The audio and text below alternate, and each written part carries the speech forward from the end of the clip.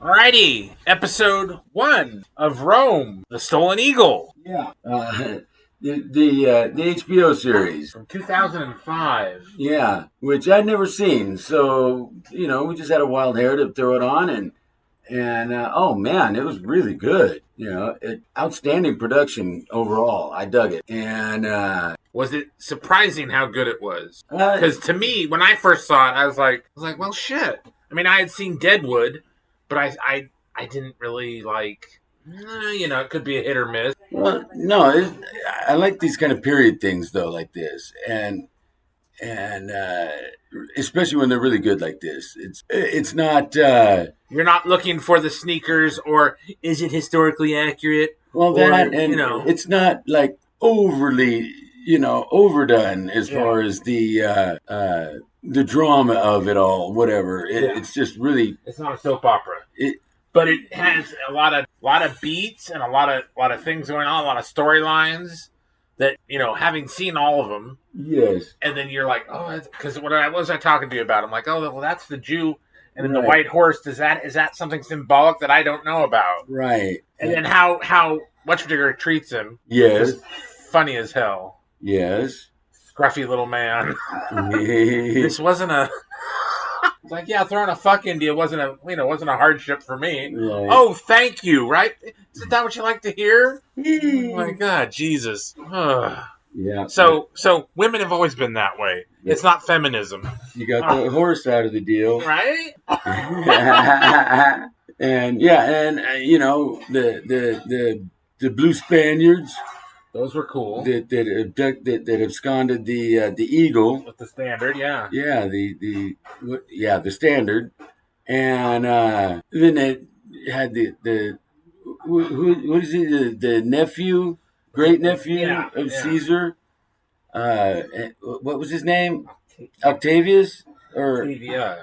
something like that. Yeah, I can't remember. It's just And he is the like Wesley Crusher of the show. He knows way too much about politics. He knows exactly what's going on because as soon as because he gets abducted, because he's supposed to take this horse to Caesar, this white horse, right. and he gets abducted, and I would think he even got Well, molested. Hold on. they were ambushed, and I think he got molested.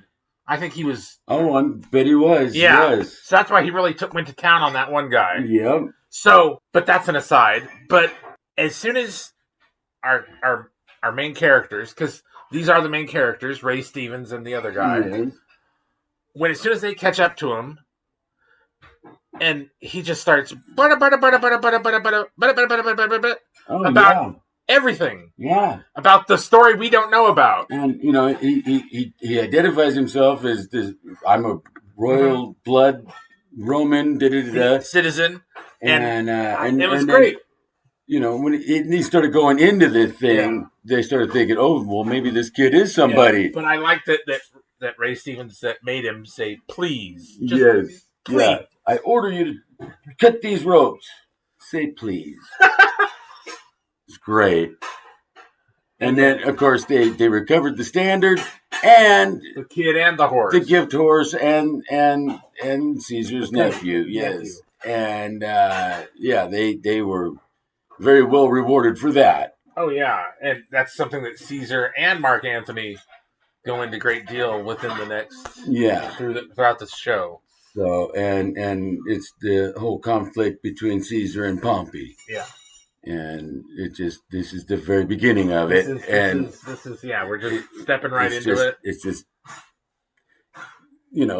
setting up for everything else that's to come. But what a hell of a setup, right? It was great. Yes.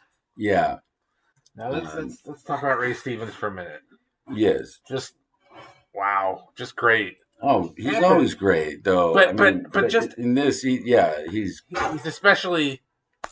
There's something just I don't want to say kinetic, but just something very like real about him. You know what I mean? He is the Roman that he's playing. Ray Stevenson. He's just always great, and it's a shame that we've lost him. But his body of work is just he runs a gamut, man. Yeah. I mean, And I love the language that they all use. They don't, right, and right. It's this old world language, but it's contemporary enough that you can keep up with it. Yeah. And they're all like classically trained actors, obviously, because they're able to do that classical, delivery. Yes. Yeah. Yeah. It's almost Shakespearean, but where I ham it up because I know it's pretentious and dorky. They actually play it. But no, they play it like that's just how they speak. Yeah, which is great. Which is the way it should be. Yeah. Well directed that way too. Oh yeah. Because that's the director's job, is to make sure they get that out of the actors. I guess I like to shatter it up.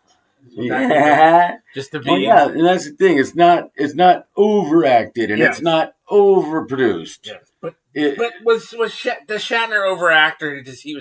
Was he playing the part that it was Star Trek and it wasn't serious? Or you know what I mean? I think a little of both. Yeah. I mean, I think that he did have his moments when it was a bit over the top, but in context, it was just a TV show and it was a sci-fi thing, and so it didn't matter. Yeah. Anyway, back to Rome. But back to Rome, yeah, it was. I'm looking forward to this.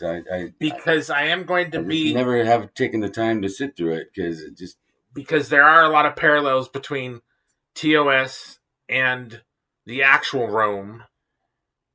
But we're gonna talk about that when we go into those episodes.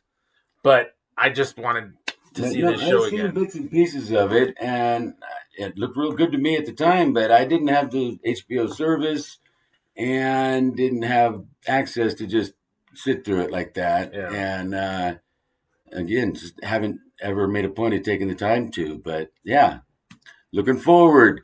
We'll be back with some more. Stay tuned. Like, share, subscribe.